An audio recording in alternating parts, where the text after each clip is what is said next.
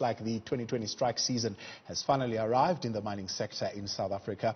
The National Union of Mineworkers says it has secured a certificate to embark on protected strike at 3 mining houses after wage talks collapsed. David Sipunzi, NUM General Secretary, joins us now to talk about this. Bob Sipunzi, good evening and thank you very much for your time tonight. What is the major area of dispute at these 3 mines? Good evening, Thabo. Good evening to your viewers at home. The one that I can highlight here with Kumba is the company trying to reduce conditions of employment in as far as sick leave is concerned. They are entitled to 120 days sick leave in a 3-year period. They want to reduce that to 30 days, and we say, but this is an achievement that we have fought for. You can't reduce that. However, we are still in the talks with that particular company, which is Kumba. We hope that they won't force us into a strike. Are you taking a blanket approach in terms of your demands at all these companies? Because I tell you, your chief negotiator is saying it's going to be a big fight. Are you taking into consideration, for example, the economic realities of the country? Not necessarily. We are aware of what impact the lockdown, the COVID-19 has had on our economy. But we said that lockdown, that COVID-19 has not only impacted negatively on the employers, it has impacted negatively also on the workers. But we will treat each case according to its merits. Our understanding of the situation should not be undermined to say the NUM has now become a toothless bulldog. Not at all.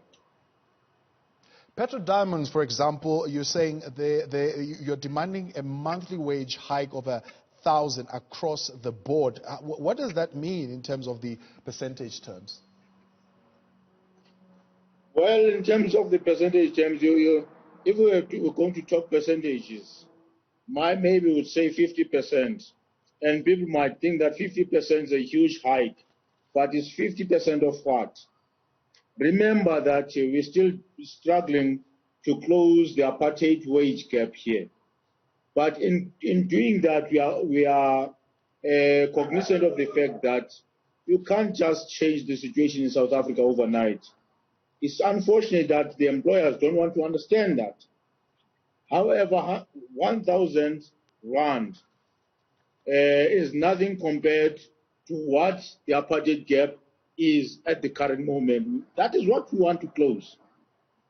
Generally, these negotiations are, of course, conducted with the view of what inflation is doing at 3.1%, while the food inflation is sitting at 3.9%. Those are certainly difficult times to maneuver, are they not? About negotiations are negotiations. Negotiations are a give and take. A give and take, but if we put something on the table and the employer puts nothing, it means it's only the employees who have to give. When we say, even if we say 100%, the employee must come with something on the table so that at the end of the day, we meet halfway, or after understanding the economic situation, we agree on a particular percentage.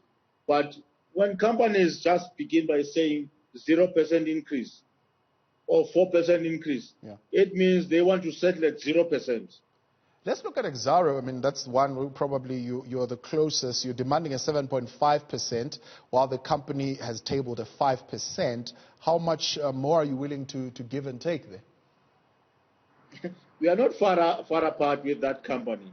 At some point, both parties have to assess the situation, say, as the NUM say, do we have to lose wages and other benefits on a strike rather than to take the 5%, or can we nudge the employer to at least increase, even if it's by a fraction of a percentage?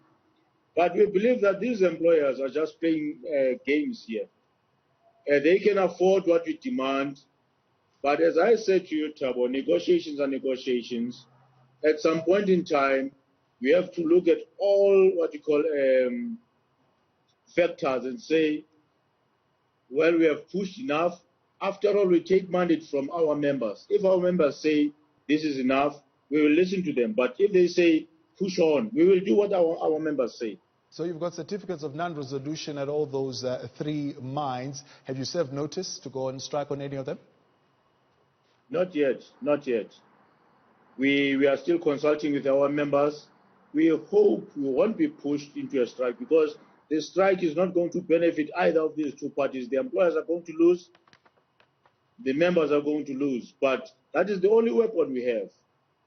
And is there willingness from the other party to come to the table at this point?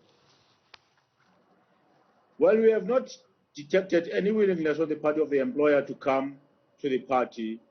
However, we still believe that we can resolve this matter without going to a strike.